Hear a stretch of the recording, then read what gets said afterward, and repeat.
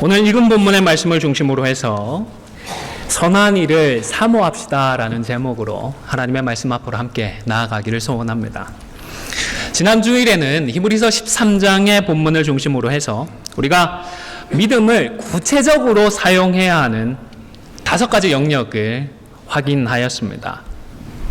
다 기억하시겠지만 그래도 다시 한번 확인하기 위해서 화면에 그 5가지를 준비했습니다. 보면서 읽도록 하겠습니다. 1번을 읽겠습니다. 시작. 우리가 그냥 할 수 있다고요? 없다고요? 쉽지 않습니다. 그래서 뭘 사용해야 된다고요? 우리의 믿음을 사용해서 형제 사랑하기를 계속해야 했습니다. 2번을 읽겠습니다. 시작. 3번입니다. 4번입니다. 우리가 가정을 지키는 데에도 무엇을 사용해야 된다고요? 믿음입니다. 5번입니다. 네, 우리의 믿음을 사용해서 은혜로서 다른 교훈에 끌리지 않도록 우리의 마음을 지켜야 합니다. 그런데 이때의 은혜라고 하는 것이 무엇이라고 말씀을 드렸죠? 중요한 2가지 측면이 있다고 말씀을 드렸습니다. 첫 번째는 은혜가 누구한테 주어지는 것이었죠? 자격이 있는 사람인가요? 없는 사람인가요? 자격이 없는 사람한테 주어지는 것이 은혜입니다. 받을 자격이 있는 사람한테 주어지는 것은 은혜가 아니죠. 하나님께서 우리에게 은혜를 주셨습니다. 우리가 자격이 있어서요? 없어서. 우리가 자격이 없기 때문에 은혜를 주셨던 것입니다. 또 2번째로는 어떻게 주어지느냐 하는 것이었는데요. 무엇 없이 주어지는 것이었죠? 대가가 있나요? 뭘 주고 교환을 한 것인가요? 쉽게 말해서 공짜로 거저 받은 것이 은혜인 것입니다. 저와 여러분은 이미 이 은혜를 경험한 사람들입니다. 우리들 중에 그 누구도 구원을 받을 자격을 갖춘 사람이 없습니다. 구원을 받기에 합당한 대가를 지불한 사람도 없습니다. 오히려 구원을 선물해 주시는 우리 하나님께서 독생자를 우리에게 지불해 주셨습니다. 십자가를 감당하신 예수님께서 우리를 위해서 우리에게 은혜를 주기 위해서 자신을 희생해 주셨습니다. 한국에 보면 재벌 2세, 3세들 중에서 마치 자신들이 대단한 사람이라도 되는 양 소위 말하는 갑질을 하는 경우들이 있어 왔습니다. 그 소식을 듣고 얼마나 눈꼴 사나운지 모릅니다. 자신들이 뭘 한 게 없잖아요. 그죠? 부모님을 잘 만났다 뿐인데 부모님을 잘 만나놓고 자기 친들이 뭐라도 대단한 사람이 되는 양 그렇게 행동하는 것을 보면서 다들 공분을 하는 것 같습니다. 그런데 여러분, 영적인 측면에서는 저와 여러분들이 이러한 2세, 3세에 해당되는 사람들입니다. 구원을 위해서 우리가 뭔가 한 게 없잖아요. 뭔가 대가를 준 것도 없고 달성한 것도 없습니다. 우리도 하나님 아버지를 잘 만났을 뿐입니다. 공짜 선물을 받았을 뿐이잖아요. 은혜를 받은 자로서 이제부터라도 이 은혜를 나누고 증거하는 삶을 살아갈 수 있기를 주님의 이름으로 간절히 축원을 드립니다. 이처럼 교회는 마땅히 은혜의 공동체를 지향해야 합니다. 목표로 하고 추구를 해야 합니다. 그러나 그렇다고 해서 은혜 안에서 방종하는 것을 우리가 묵인해서는 되지 않습니다. 은혜를 잘못 사용하는 것은 인정하지 말고 허용하지도 말아야 합니다. 오히려 이런 남용이나 방종은 더 경계하고 조심해야 하는 것입니다. 왜냐하면 예수님의 십자가를 헛되게 하지 않기 위해서입니다. 여러분, 예수님의 십자가가 이 땅에서 다른 그 어떤 것과도 바꿀 수 없는 가장 소중하고 가장 값진 은혜인 줄로 믿으십니까? 아멘. 그렇습니다. 가장 귀하고 가장 값진 은혜가 이 십자가의 은혜입니다. 그런데 이 십자가의 은혜를 헛되게 만들 수 있는 사람들이 저와 여러분들입니다. 충격적이지만 사실입니다. 고린도전서 1장 17절 화면을 보시면서 함께 읽도록 하겠습니다. 시작.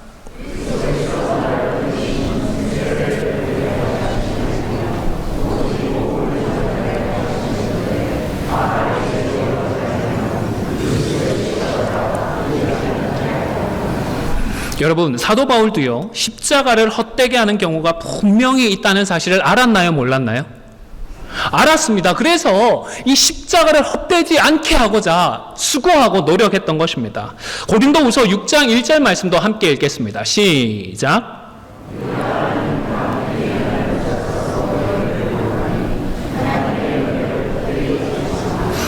마찬가지입니다.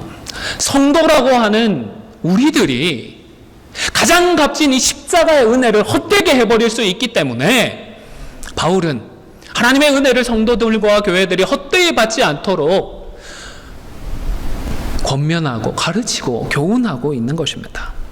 바울만 그랬던 것이 아닙니다. 유다서 4절 말씀, 하반절 말씀도 함께 읽도록 하겠습니다. 시작.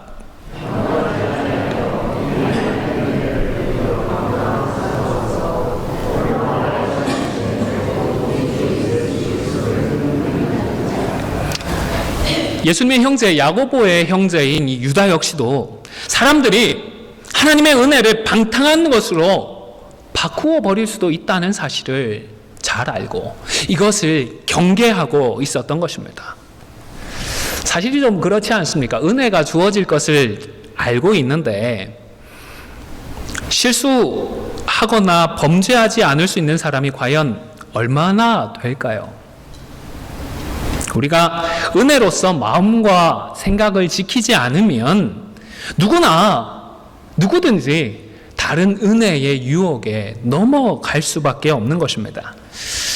한 책에 보니까 3세기경에 어떤 주교가 신앙이 아주 독실한 순교자들이 감옥에서 마지막 며칠 밤을 보내는 것을 보고는 큰 충격을 받았다라는 기록을 남겼다고 합니다.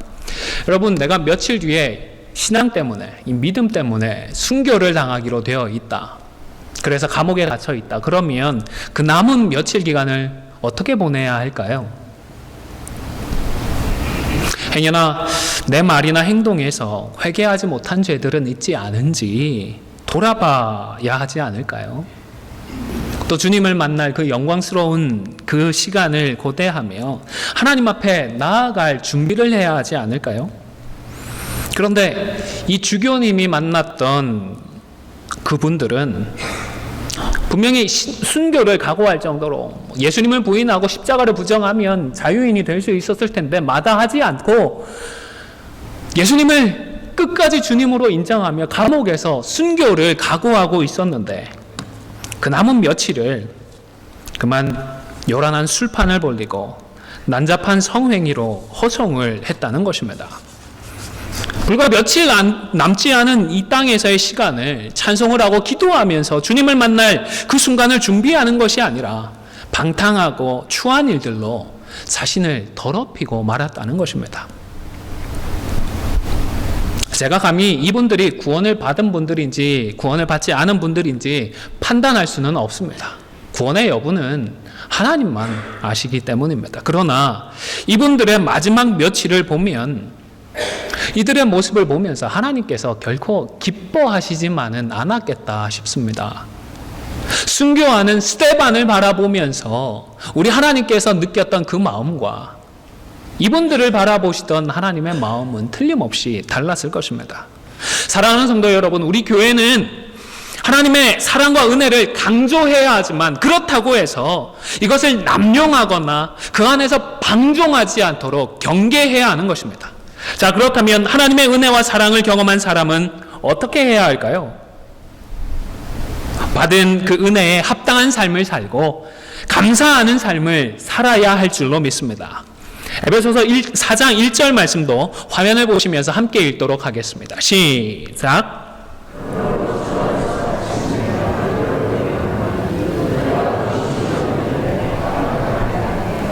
그렇습니다. 우리 성도는요, 부르심에 합당한 삶을 살아야 하는 것입니다. 데살로니가 후서 1장 11절도 함께 읽도록 하겠습니다. 시작.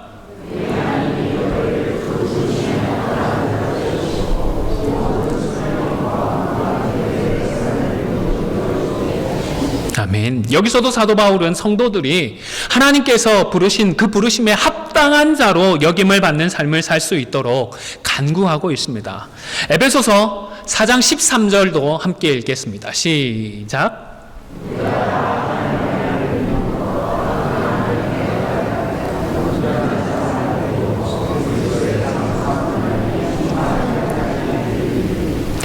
부르심에 은혜에 합당한 삶을 살아야 할 뿐만 아니라 하나님께서 우리를 부르신 데에는 이와 같은 분명한 이유가 있고 목표가 있습니다.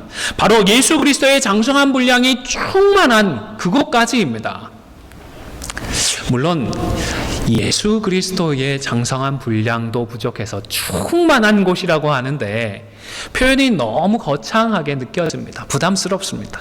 사실 우리의 삶과 목표에 대해서 대화를 나누다 보면 성경대로 살아야 한다, 우리 예수님을 닮아야 한다라는 사실에 대해서는 원칙적으로 다 동의를 하는데, 그런데 과연 내가 이렇게 살 수 있을까? 내가 이렇게 될 수 있을까에 대해서는 의문을 갖는 경우가 있습니다. 하나님께서 너무 높은 수준을 나에게 요구하시는 것 같습니다. 그래서 못할 것 같습니다.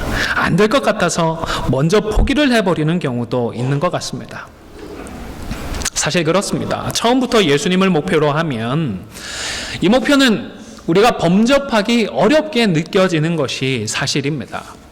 그렇기 때문에 우선은 우리가 그래도 따라갈 수 있을 것 같은 다른 사람을 목표로 하는 것이 지혜로워 보입니다. 주변에서 내가 믿음을 인정하는, 그리고 존경하는 우리 장로님들이나 권사님들, 또 목사님들과 같은 그런 믿음의 사람들을 목표로 정해놓고 우선은 그 정도까지는 좀 닮아가보자, 변해가보자 노력을 하는 것입니다. 그런데 이렇게만 하면 사람들이다 보니까 기준이 좀 모호해지죠. 애매해집니다. 그렇기 때문에 보다 일반적인 기준으로 확인할 수 있는 성경 말씀을 기억하고 우리가 목표로 하는 표준으로 말씀을 삼는 것이 필요한 것입니다. 예수님까지는 당장은 힘들지만 그래도 사람들이 도달할 수 있는, 사람들과 관련된 말씀을 가지고 우리의 표준을 삼는 것입니다. 그렇게 표준으로 삼을 수 있는 말씀이 오늘 본문입니다. 물론 이 말씀은 1차적으로는 목사들과 장로들에게 해당되는 말씀입니다. 교회가 목사를 세우고 장로를 세울 때에는 이러한 말씀을 기준으로 판단을 해야 합니다. 적어도 이 정도는 되시는 분들을 세워야 합니다. 뿐만 아니라 이 정도 신앙인은 되어야 하겠다라며 개인적인 신앙의 목표로 삼아야 하는 것입니다. 장로나 이 정도가 돼야 되고 목사나 이 정도가 되어야 한다는 것이 아니라 나를 포함한 우리 모두가 성도라면 적어도 이 수준에는 같이 도달해야 한다라는 목표로, 공통되는 목표로 삼아야 하는 것입니다. 우선은 책망할 것이 없어야 합니다. 도덕적인 문제가 없어서 남들에게 공격을 받지 않아야 하는 것입니다. 먼저 말씀대로 살아가는 사람이 되어야 하는 것입니다. 그리고 또한 한 아내의 남편이 되어야 합니다. 결혼만 하면 된다라는 것이 아니라 가정을 하나님께서 허락해 주신 귀한 한 몸으로 고백하며 이 가정을 소중하게 지키는 사람이어야 하는 것입니다. 아내를 믿음을 사용해서 사랑하지 않고 한몸됨을 소홀히 하는 사람이 교회를 사랑하고 교회의 한몸됨까지 소중히 지킨다는 것, 사실은 어불성설입니다. 말이 되지 않습니다.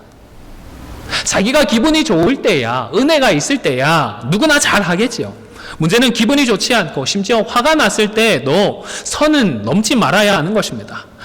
아무리 화가 나더라도 아내에게 폭언을 하거나 손찌검을 하는 사람이 교회 목사나 장로일 수는 없는 것입니다. 그리고 다시 말씀을 드리지만 이것은 목사와 장로들만의 기준이 아닙니다. 우리 모든 성도들의 목표입니다. 따라서 주 안에서 아내가 되신 분들도요, 한 남편의 아내가 되어야 합니다. 좀 화가 난다고 남편에게 폭언을 행하거나 실력 행사에 나서지 않도록 조심하십시오. 혹 바가지는 긁을 수 있겠지만 바가지를 긁더라도 선은 넘어야 할까요? 넘지 말아야 할까요? 넘지 않도록 주의하십시오. 선을 넘지 말아야 하는 것입니다. 세 번째로는 절제해야 합니다. 이 절제라는 단어는 원래 술 취하지 않은 상태를 의미하는 단어입니다. 술 취한 사람들은 말이나 행동에 절제가 되지 않습니다. 무슨 말을 하는지 무슨 행동을 하는지 모르고 막 하는 경우들이 많이 있습니다. 그리고 나서 술이 깨면 어떻게 하나요? 진짜 기억을 못하는 것인지 기억을 하기 싫은 것인지 하여간 몰랐다고들 이야기를 합니다. 그런데 술에 취한 것도 아닌데 때때로 우리는 말과 행동에 절제가 되지 않습니다. 어떤 경우에 그렇죠? 화가 났을 때 그렇습니다. 억울했을 때 그렇습니다. 내가 손해를 보는 경우에 그렇습니다. 아무리 그렇더라도 화가 나고 억울하고 손해를 보더라도 말과 행동에서 우리 성도는 절제를 해야 하는 것입니다. 네 번째로는 신중해야 합니다.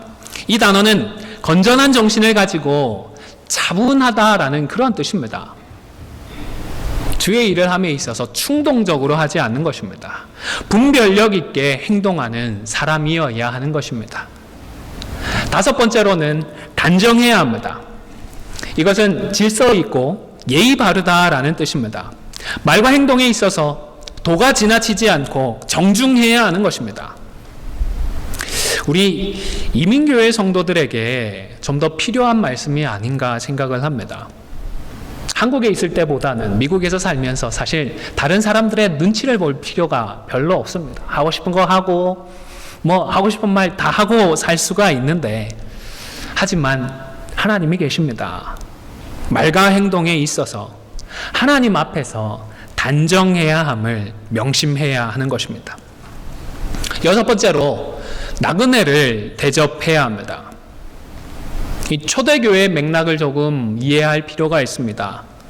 예수 믿는 사람들이 별로 없던 시기입니다. 기독교적인 문화를 세상은 거의 모르고 있을 때입니다.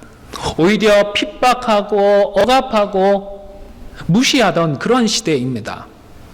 여행을 하게 되면 어디에 묵게 되어지죠? 여관이나 그런 곳을 숙박시설을 이용해야 되지 않겠습니까? 그런데 그런 곳의 분위기가 어떠했을까요? 이교적이고 세상적인 분위기로 꽉 차 있었던 것입니다. 술판이 벌어지고 음란하고 음탕한 행위들이 벌어지는 그런 곳이다 보니까 성도들은 그런 곳을 찾기가 부담스러웠을 것입니다. 자연스레 여행을 하게 되어지면 숙박시설이 아니라 혹 그 주변에 있는 다른 성도들의 가정을 찾아보게 되었던 것입니다. 따라서 나그네를 대접하라는 이 말씀은 단순히 식사를 좀 제공해주고 잠자리를 제공하라는 이런 좁은 의미에서뿐만이 아니라 넓은 의미로 확대되어서 해석되어야 합니다. 세상의 악한 문화들로부터 또 죄의 유혹으로부터 우리 모든 성도들이 승리할 수 있도록 옆에서 도와주고 격려해주고 함께 힘을 모아주라는 말씀인 것입니다. 일곱 번째로 가르치기를 잘 하라고 말씀합니다. 하나님의 말씀을 제대로 가르칠 수 있어야 합니다. 이것을 위해서는 우선 하나님의 말씀을 잘 이해해야 합니다. 그리고 이해한 대로 잘 순종할 수 있어야 하는 것입니다. 성경을 열심히 읽기는 하는데 제대로 이해를 못하고 또 자신이 이해를 했다고는 하는데 그것을 제대로 전달하시지 못하는 분은 사실 목사나 장로로서의 자격이 조금 부족한 분들인 것입니다.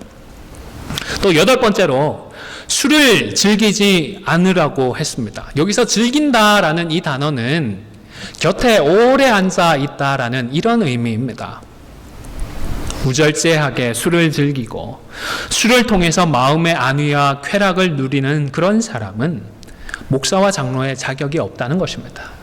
그리고 우리 성도는 이렇게 술의 곁에 오래 앉아 있는 자가 되지 않기 위하여서 함께 수고하고 노력을 해야 하는 것입니다. 제가 주변에서 보니까 힘들고 어려울 때에 술을 통해서 좀 위로를 받으려고 하시는 분들이 있는 것 같습니다. 아니면 화가 나거나 속상한 일이 있으면 술에 취해서 잠시나마 잊어버리려고 하는 것 같습니다. 여러분, 헛된 소망을 품지 마시기를 바랍니다. 우리는 주님이 아니라 주님을 믿는 자들입니다. 술이 아니라 주님을 믿는 사람들인 것입니다. 술을 즐기지 않는다는 것은 소극적으로 술을 멀리한다라는 정도가 아니라 오히려 적극적으로 하나님의 은혜를 사모하고 하나님의 위로를 기대한다라는 의미인 것입니다. 9번째로 구타하지 않고라고 했습니다. 이것은 다른 사람들과 싸우지 않는 것입니다. 모두가 하나님의 형상임을 기억하면서 폭력적인 행위뿐만 아니라 자신의 주장만을 일삼는 언어적인 폭력까지도 피해야 합니다. 다시 말씀드리지만 아내와 자녀들에게 폭력을 행사하지 않고 또 다른 사람에게 폭언이나 폭행을 하지 않는 것은 하나님의 형상을 회복한 우리 모든 성도가 정말로 당연히 마땅히 해야 할 일임을 꼭 기억하시기를 바랍니다. 10번째로는 관용하라고 말씀하십니다. 이 관용하라는 이 단어는 사실 우리말로는 번역하기가 조금 어려운 단어라고 합니다.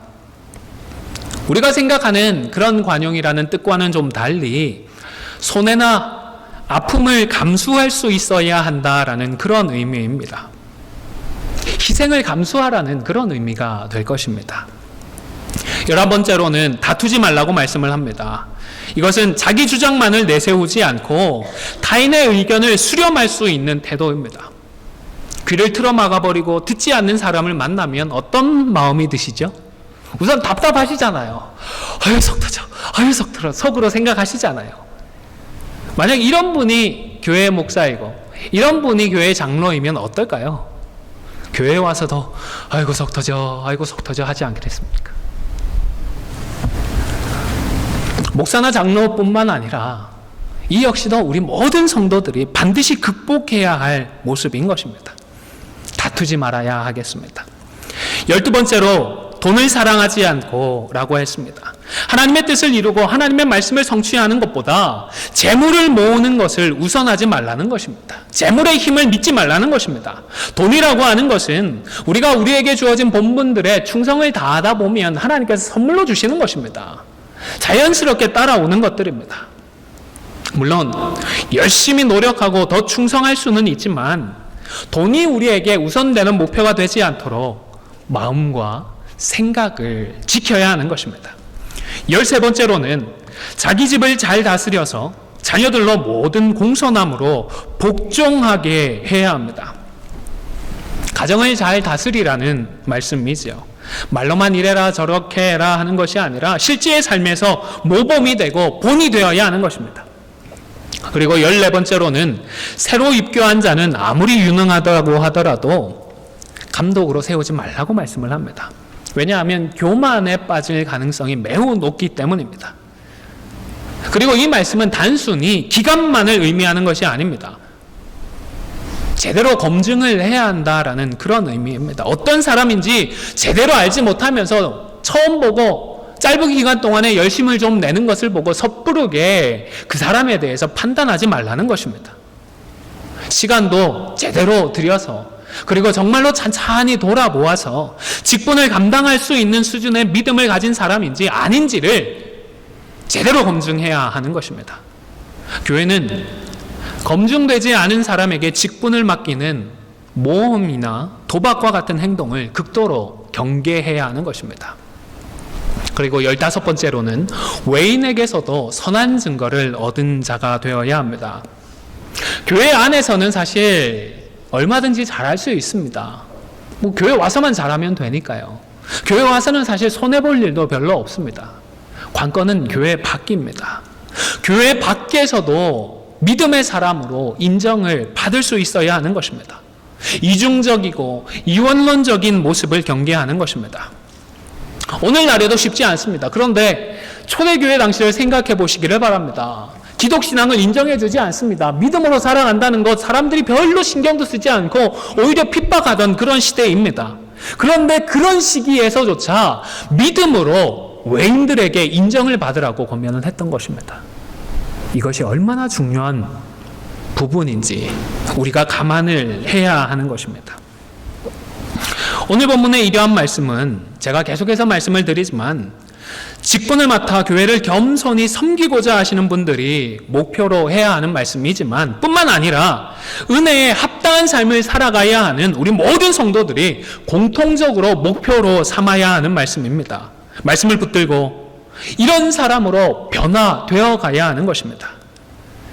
아휴, 예수 믿고 복 받고 잘 살 줄 알았더니 뭐가 이렇게 복잡하냐, 뭘 자꾸 그렇게 바꾸라고 하냐, 그렇게 투정하지 마시기를 바랍니다. 은혜 받은 우리들입니다. 은혜를 경험한 우리들입니다. 이제는 변화되어야 하지 않겠습니까? 은혜로 신분의 변화를 누리고 있으니까 이제는 상태적으로까지 하나님의 자녀답게 되어야 하지 않겠습니까? 이재철 목사님을 쓰신 책에 미신과 신앙에 대한 재미있는 표현이 있었습니다. 화면을 보면서 함께 읽도록 하겠습니다. 미신은 인간이 자기에게 있는 돈이나 능력 혹은 재주로 신의 마음을 달래고 얼러서 자신의 목적을 성취하려는 것이다. 이런 경우 자기 자신은 결코 변하지 않는다. 즉 자기 자신은 그대로 있으면서 재주껏 신의 마음을 돌이키려는 것이 바로 미신의 특징이다. 혹 신앙생활을 여전히 미신적인 이런 모습으로 하는 분은 계시지 않으십니까? 미신적인 모습이 아니라 참 믿음으로, 참 신앙으로 하나님을 섬겨야 합니다. 계속해서 읽겠습니다. 이에 비해 참 신앙은 하나님을 변화시키려는 것이 아니라 절대적인 그분의 말씀 앞에서 자기 자신이 늘 변화되어 가는 것을 의미한다.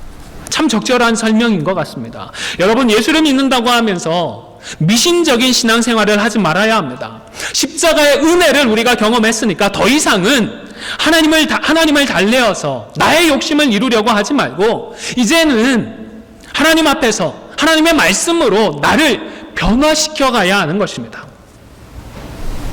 말씀을 기억하고 말씀을 붙들고 자기 자신을 변화시켜가는 우리 모두가 되시기를 주님의 이름으로 간절히 축원을 드립니다.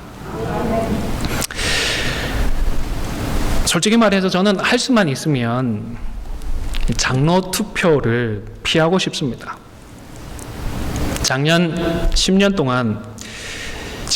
동안 우리 교회가 장로 투표를 할 때마다 휘청거려 왔습니다. 투표가 있은 후에 많은 성도들이 그만 교회를 떠나버렸습니다. 잘 알지만 그래도 우리 정관에 따라서 투표를 해야 합니다.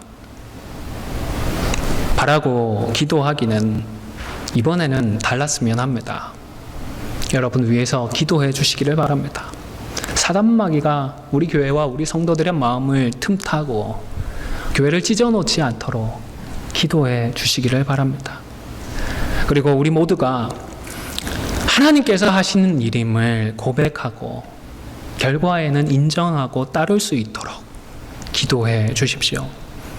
후보가 되든지 되지 않든지 간에 또 선출이 되든지 되지 않든지 간에 투표는 사람을 평가하는 자리가 아니라 우리를 통하여서 하나님께서 직분자를 세우는 것임을 꼭 명심하시기를 바랍니다. 여러분, 그리고 교회에서 직분자를 세우는 투표를 할 때에는 오늘 우리가 묵상하고 상고했던 이 본문의 말씀처럼 분명한 성경적인 기준을 가지고 합당하게 판단을 하십시오. 합당한 수준까지 성숙하지 못한 분들이 중직을 맡게 되면 교회도 힘들어집니다. 그리고 세워진 그분들도 어려움을 겪게 됩니다. 직분자가 되어서도 자기 혈기를 이기지 못해서 그저 다투고 싸우다가 다른 사람들 시험 들게 만들고 자기 은혜까지 까먹기 때문입니다. 직분자를 세울 때에는 인정에 기울어서 인간적인 정에 의해서 판단하는 것이 아닙니다. 하나님의 뜻을 분별해야 하는 것입니다. 성경적인 기준에 합당한 분들을 세워야 하는 것입니다. 물론 장로가 되고 싶은 마음, 직분자가 되고 싶은 마음, 이런 마음 자체가 나쁜 것은 결코 아닙니다. 이런 마음을 버려야 하는 것도 아닙니다. 오히려 장로가 되고자 하고 직분자가 되어서 겸손히 섬기고자 하는 선한 마음을 품으실 수 있기를 바랍니다. 오늘 본문의 1절의 말씀을 성경을 보면서 함께 읽도록 하겠습니다. 시작. 미쁘다 이 말이여 곧 사람이 감독의 직분을 얻으려 함은 선한 일을 사모하는 것이라 함이로다. 아멘. 미쁘다라는 이 말은 믿을 만하다, 사실이다라는 그런 뜻입니다. 그러니까 교회의 감독이 되고 싶어 하는 것은 선한 일을 사모하는 것이다 라는 이런 말이 있는데, 이것은 사실이다, 정말로 그렇다라고 바울도 동의해주고 긍정을 하고 있는 것입니다. 여러분, 교회 중직자가 되고 중직자로서 교회를 섬기고자 하는 것은 선한 일을 사모하는 것이고 좋은 일입니다. 하지만 교회 직분을 명예나 벼슬로 생각해서 나도 장로의 명예를 누리고 나도 장로의 벼슬을 달아야 하겠다, 이렇게는 생각하지 마시기를 바랍니다. 이것은 오늘의 말씀과 전혀 다른 생각이기 때문입니다. 세상적인 생각이고 악한 생각입니다. 십자가의 은혜를 헛되게 만드는 생각인 것입니다. 우리 성도는 늘 자신을 버려야 합니다. 철저하게 자신을 부인해야 합니다. 내가 되어야 하고 내가 해야 한다는 그런 생각을 버려야 하는 것입니다. 나 정도 되는 사람은 교회에서 장로가 되어야 하고 나 같은 사람 아니면 누가 교회에서 장로를 하겠느냐라는 생각을 버려야 하는 것입니다. 대신에 하나님, 여전히 저는 부족하지만 그래도 십자가의 은혜에 감사해서 교회를 섬기고 성도들을 섬기고 싶습니다. 하나님, 혹 하나님의 뜻에 합하시면 저도 사용해 주시면 정말 감사하겠습니다. 불러주시면 합당한 겸손한 섬기는 자로 살아가겠습니다. 그렇게 소원해야 하는 것입니다. 1절의 말씀을 직분의 명예나 벼슬을 사모하라는 말씀으로 받지 말고 직분에 걸맞는 모습을 갖춘 사람이 되고 직분에 합당한 사람이 되기를 사모하라는 말씀으로 받을 수 있기를 바랍니다. 장로가 되고 중직자가 되기 위해서 노력을 하는 것이 아니라 이런 직분에 합당한 사람이 되기 위하여서, 합당한 자격을 갖추기 위하여서 노력해야 하는 것입니다. 그렇기 때문에 바울은 1절에서 이 말씀을 사모하라는 말씀을 해놓고 나서 그 다음에 감독의 자격도 밝히고 집사의 자격에 대해서도 구체적으로 제시를 하고 있는 것입니다. 나를 뽑아주지 않는다고, 나를 뽑아주지 않는 남들이 잘못되었다고 탓하거나 그들이 나를 몰라준다고 탓하지 마시고 나의 부족함을 돌아보고 돌이키고 말씀으로 변화된 성숙한 모습, 합당한 모습을 갖추고자 묵묵히 노력해 가시기를 바랍니다. 말씀의 기준에 도달한 사람이 되고 자격을 갖추게 되면 자연스럽게 하나님께서 세워주시고 하나님께서 사용해 주실 것입니다. 물론 우리가 완벽할 수는 없습니다. 그러나 우선 우리의 마음과 생각에서 이 말씀을 먼저 인정해야 합니다. 말씀에 비추어 보아서 내가 어느 정도의 수준인지를 솔직하게 인정해야 하는 것입니다. 얼마나 부족한지를 인정해야 합니다. 그래서 어떤 부분을 어떻게 보완하고 어떻게 변화시켜 가야 하는지를 먼저 인정해야 하는 것입니다. 나의 부족함을 깨달아야 하는 것입니다.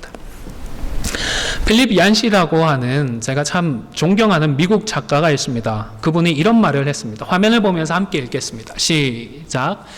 영적 성숙의 증거는 순결함의 정도가 아니라 자신의 불순함을 인식하는 데 있다.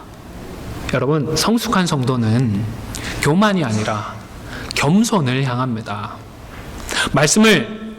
그 말씀을 사용해서 다른 사람이 어느 정도로 순결한지를 판단하고 비판하고 심지어 정죄하는 데 사용하지 마십시오. 또 말씀을 사용하여서 내가 얼마나 순결하고 거룩하고 훌륭한 사람인지를 자랑하는 데 사용하지 마십시오. 오직 나 자신을 비추어 보아 나의 부족하고 연약함을 깨달을 수 있기를 바랍니다. 아무쪼록 말씀으로 나의 불순함을 인식하고 기도하는 가운데에 하나님께서 만져주시고 하나님께서 변화시켜 주시는 회복의 역사를 누리는 우리 모두가 다 되시기를 주님의 이름으로 간절히 축원을 드립니다.